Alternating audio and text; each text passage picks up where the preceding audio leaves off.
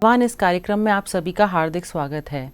जैसा कि आप जानते हैं, इस कार्यक्रम द्वारा हमारी कोशिश होती है कि आपके जीवन में आई हुई समस्याओं का हम समाधान कर सकें। जैसा कि आजकल तलाक होता है, दर्शकों, बहुत ज़्यादा तलाक हो रहे हैं लोगों के, और जो महिलाएं हैं उन्हें कहीं ना कहीं उनके जो मायके वाले हैं समझते हैं कि अब वो हमारी जिम्मेदारी नहीं है और वो उनका साथ नहीं देना चाहते हैं। तो आज हमारा जो प्रश्न है वो एक तलाकशुदा महिला का ही है।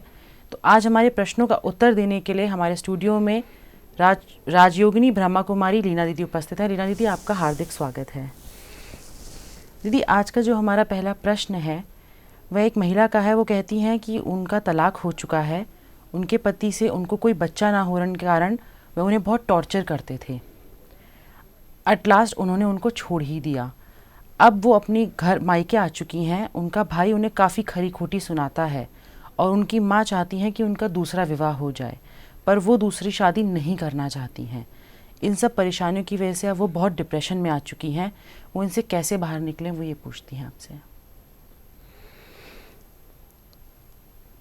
क्या है कि जब एक औरत एक बार शादी कर लेती है और वहाँ एडजस्ट नहीं हो पाती है तो दूसरी शादी के लिए वो प्रिपेयर नहीं होती है। उसको लगता है फिर से वही प्रॉब्लम्स, फिर से वही बातें, और फिर एक नए व्यक्ति के साथ एडजस्ट होना। कहाँ वो 6 महीने, साल, 5 साल भी काट के आई है।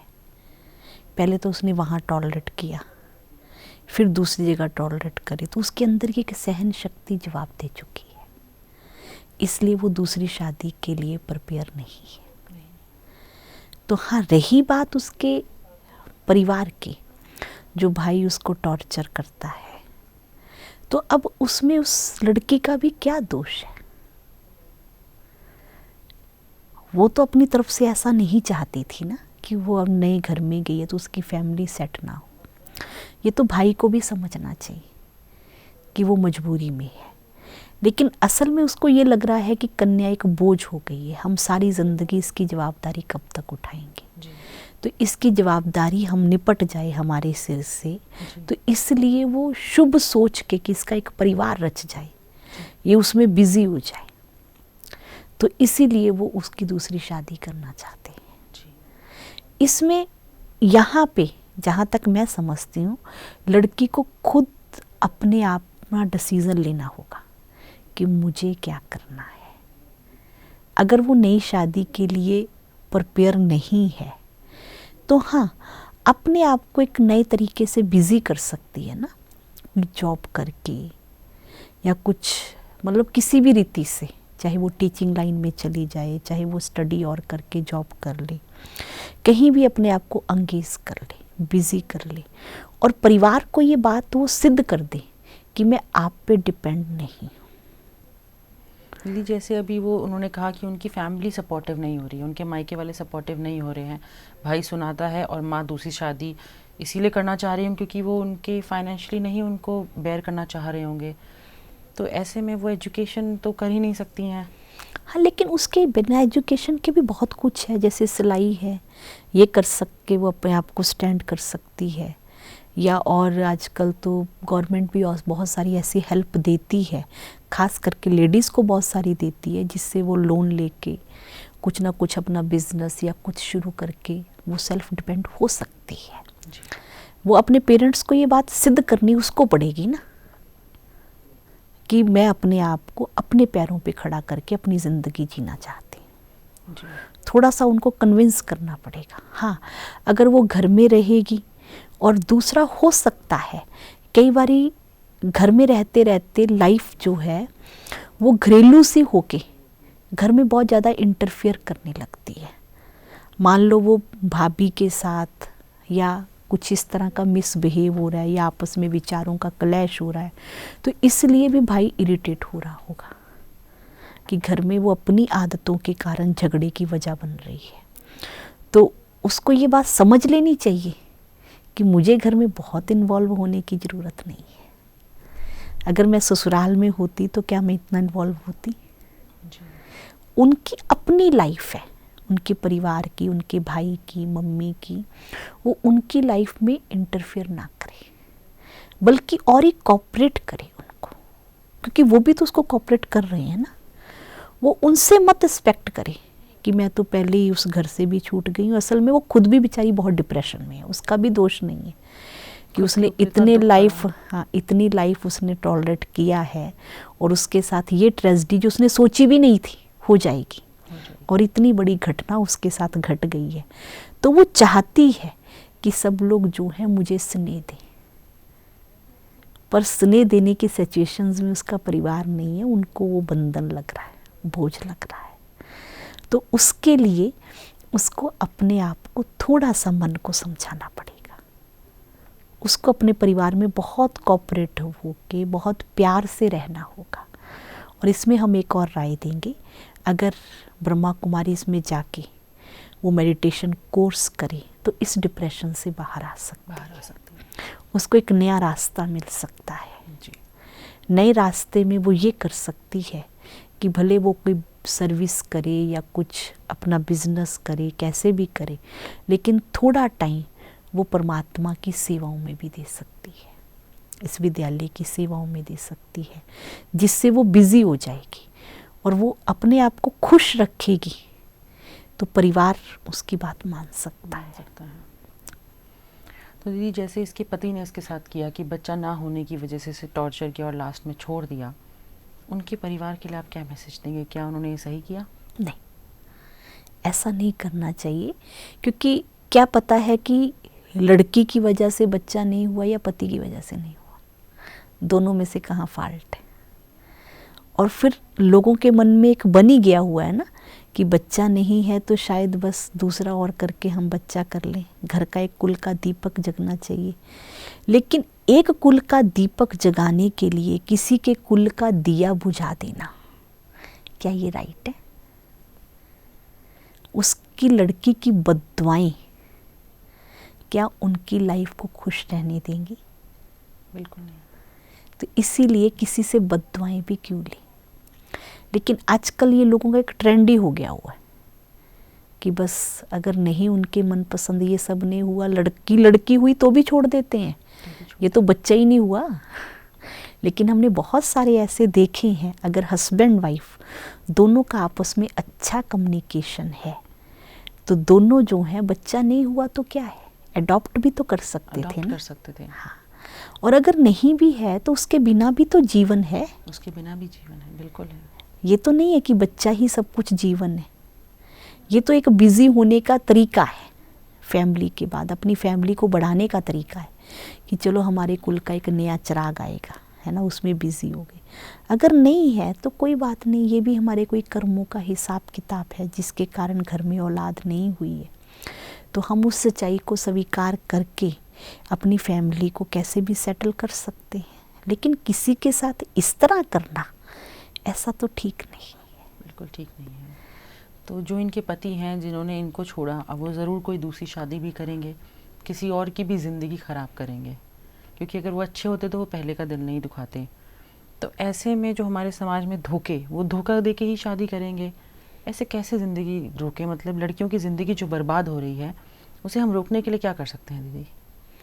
अब ये तो लड़कियों को भी अवेयर होना पड़ेगा ना, यहाँ लड़कियों की फैमिलीज़ को भी अवेयर होना पड़ेगा।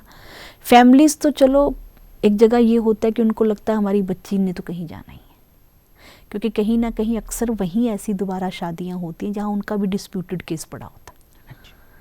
वो भी डिस्प्यूटेड फैमिली ढूंढते हैं भी, हाँ इस लड़की की लाइफ में भी कोई ट्रेजेडी हो गई है, चलो वो मिल जाए तो फिर से घर बस जाएगा इसका, ऐसा सोच लेते हैं।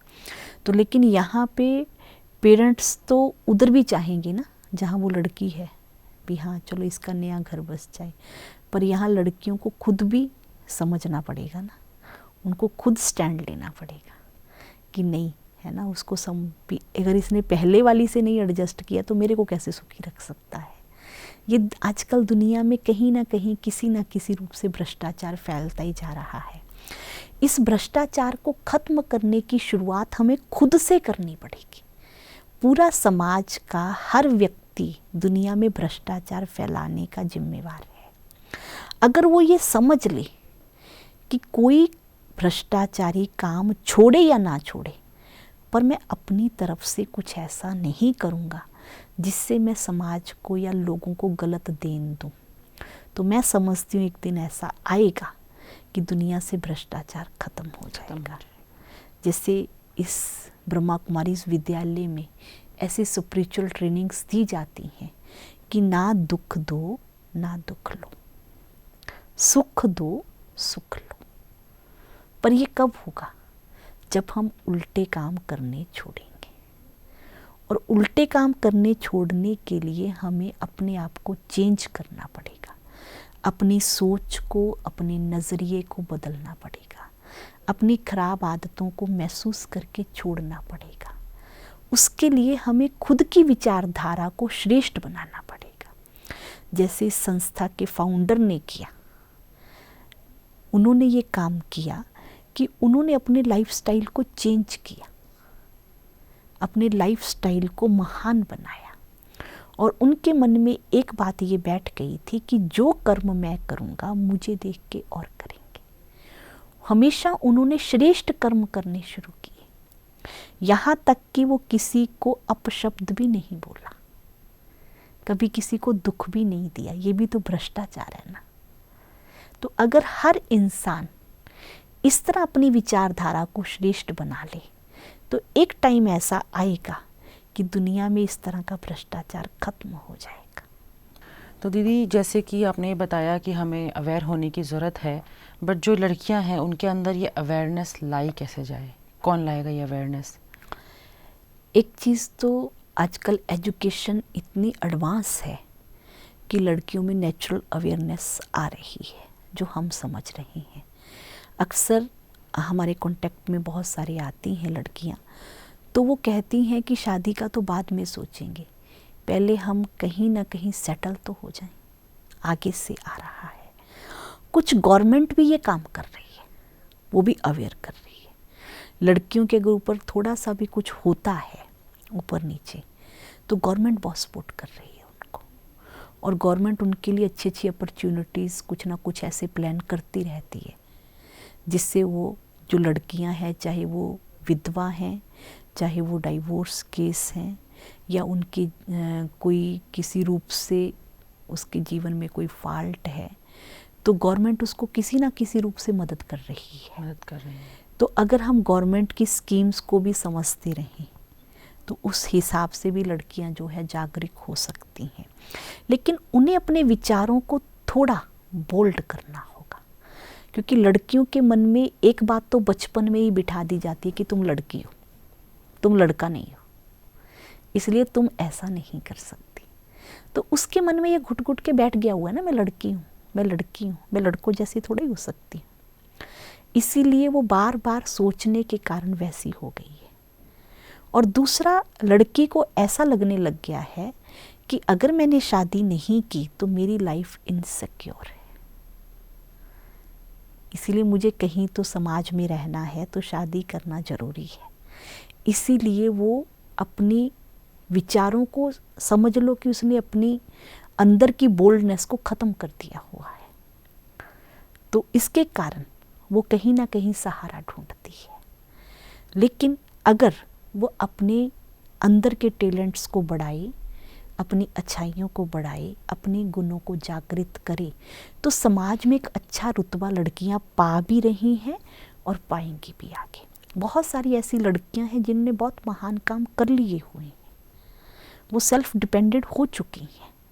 उनके आगे प्रॉब्लम्स तो आई हैं, पर उन्होंने अपने आप को प्रॉब्लम्स को फेस भी किया और लाइफ में स्टेबल भी किया। लेकिन आज उनको स्पेशल ऐसे केस न्यूज़पेपर में पढ़े जाते हैं कि उनके साथ कैसा हुआ और उन्होंने कैसे अपनी लाइफ को सेटल कर लिया। इसके लिए बस लड़की को खुद में हिम्मत रखने की ज़रूरत है। जो लड़कीपन का विचार है कि मैं लड़की हूँ, मैं लड़का हूँ, इस विचार को निकालना पड़ेगा। और इसमें पेरेंट्स को भी मैं समझती हूँ मदद करनी ही चाहिए, कि पेरेंट्स को कभी भी ये नहीं मन में बिठाना चाहिए कि तुम लड़की हो, तुम लड़की हो, तुम ऐसे नहीं कर सकती हो। हाँ, लड़की अपनी मर्यादा में रहे ये ज़रूरी है, लेकिन लड़की हो के डर डर के, छुप छुप के रहे, एक पर्दे की ओट में ही बन के रह जाए, तो उससे वो कभी भी अपने जीवन का विकास नहीं कर सकती है। और मैं समझती हूँ आफ्टर मैरिज भी वो लड़की उस घर में आने वाली लड़की को अच्छी देन नहीं दे सकती, क्योंकि वो खुद ही बहुत ज़्यादा अंदर से दबी रही है। इसलिए अपने इस अंदर का जो दब्बू स्वभाव है, जो डर की नेचर है कि पता नहीं कोई हमें कुछ कह ना दे, कोई कुछ बोल ना दे, कोई हमारे पे उंगली उठाई ना दे, किसी की कोई ताकत नहीं कि कोई हमें कुछ कह दे, लेकिन अंदर से अपने को स्ट्रॉन्ग करने की ज़रूरत है। और इसके लिए मैं ब्रह्मा कुमारीज़ विद्यालय की बहुत थैंकफुल भी हूँ कि जो लड़कियों के अंदर ये बोल्डनेस पैदा करता है। इस संस्था में आने वाली रहने वाली बहनें अंदर से बहुत बोल्ड हैं, सेंटरों पे रहती हैं। 2 बहनें ही कई बार होती हैं अकेली, और वो 2 बहनें रह रही हैं। बस आने वाले आते हैं, स्पिरिचुअल क्लासेस लेते हैं, चले जाते हैं, लेकिन वो बिल्कुल बोल्ड होके रह रही हैं। उनको सोच ही नहीं चलती हम अकेले हैं, हमें किसी सहारे की ज़रूरत है, क्योंकि मेडिटेशन से उनके सद्गुणों का विकास हुआ है। परमात्मा से जुड़ के उनके अंदर एक शक्ति का विकास हुआ है, जिसके कारण उनके अंदर से ये भाव खत्म हो चुका है कि मैं लड़की हूँ। अंदर से लगता है मैं परमात्मा पुत्री हूँ, मैं शिव की शक्ति हूँ, क्योंकि शक्तियों का ही तो गायन है शास्त्रों में, देवियों का ही गायन है। देवियों ने ही कितने असुरों का वध किया है, देवियों ने महान काम किए हैं, उन्होंने परिवार वालों का भला किया है। तो अगर हम अपने सद्गुणों को जगाएं तो हम अपने जीवन में बहुत अवेयर हो सकते हैं। दीदी, जैसे आपने बताया कि जो आपके ब्रह्मा कुमारी सेंटर में रहती हैं लड़कियां, और वो कितने बोल्ड होते हैं क्योंकि उनको मेडिटेशन से वो पावर डेवलप हो गई होती है। बट हर किसी किस्मत में तो ये बात नहीं है कि वो ब्रह्मा कुमारीज बन जाएं या उतना अपने अंदर स्पिरिचुअल पावर ले आएं। वो लड़कियां क्या करें? ऐसे ये नहीं हम कह रहे हैं कि वो सेंटर पे आए और ब्रह्मा कुमारीज बने, हमने ऐसी डिमांड नहीं की है। हमने ये कहा है कि यहाँ की जो स्पिरिचुअल नॉलेज है वो तो कोई भी गेन कर सकता है ना, चाहे वो घर में रहने वाली एक हाउसवाइफ है या वो लड़की है, वो इस स्पिरिचुअल नॉलेज के आधार पे अपने आप को बोल्ड कर सकती है। क्योंकि यहाँ का जो पॉजिटिव थॉट्स हैं वो हमें अंदर से हिम्मत देते हैं। और लड़कियों के अंदर 3 वैल्यूज़ हैं, उस 3 वैल्यूज़ के बेस पे लड़कियाँ सदा ही आगे गई हैं और आगे जाएंगी। वो 3 चीज़ें हैं त्याग, तपस्या और सेवा। चाहे वो फैमिली लाइफ में है या दूसरी लाइफ में है, त्याग का गुण लड़कियों में नेचुरल होता है। दूसरों के लिए सेक्रीफाइस करना, दूसरों से एडजस्ट करना, दूसरों को प्यार से हर चीज़ सेवा भाव करना, ये नेचुरल है। तो अपने इन गुणों को वो बढ़ा सकती हैं और इस गुणों के बल पे वो अपनी अंदर की क्वालिटीज़ को बढ़ा के किसी भी फील्ड में आगे जा सकती हैं। इसलिए हाँ, ब्रह्मा कुमारीज़ कोई उस तरह का कोई वो चीज़ नहीं है कि जिसको अडॉप्ट करना है हमें, कोई धार्मिक संस्था है या क्या। ये तो एक स्पिरिचुअल नॉलेज है, गाइडलाइन है हमारी लाइफस्टाइल को हम कैसे जिए।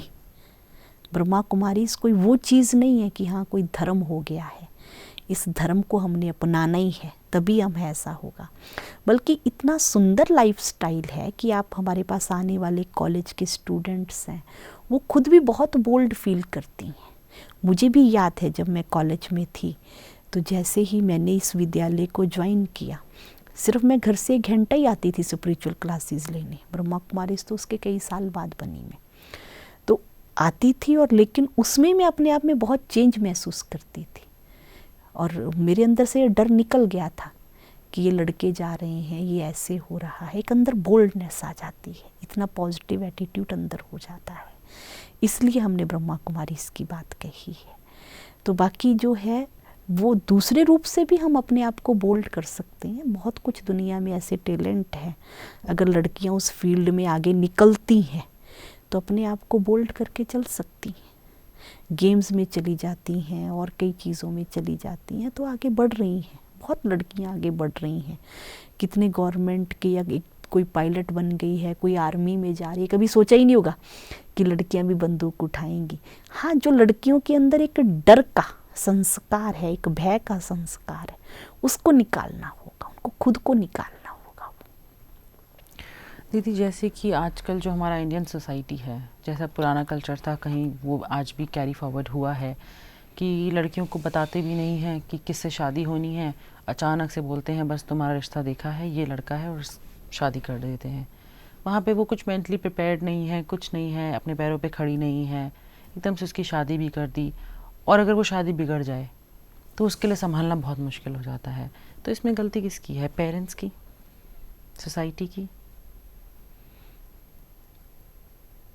हम ऐसे तो नहीं कहेंगे कि पेरेंट्स की गलती है। असल में वो पुराने ज़माने से जुड़े हुए हैं। पुराने ज़माने में सबके अंदर एक बहुत अच्छी एडजस्टमेंट पावर थी, चाहे वो लड़का था चाहे लड़की थी, चाहे लड़की पसंद थी उनको या नहीं पसंद थी, या लड़का लड़की के कैपेबल था या नहीं था, तो दोनों एक दूसरे एडजस्ट करते थे, अपने बड़ों की हुई एक्टिविटीज़ का सम्मान करते थे, रिस्पेक्ट करते थे।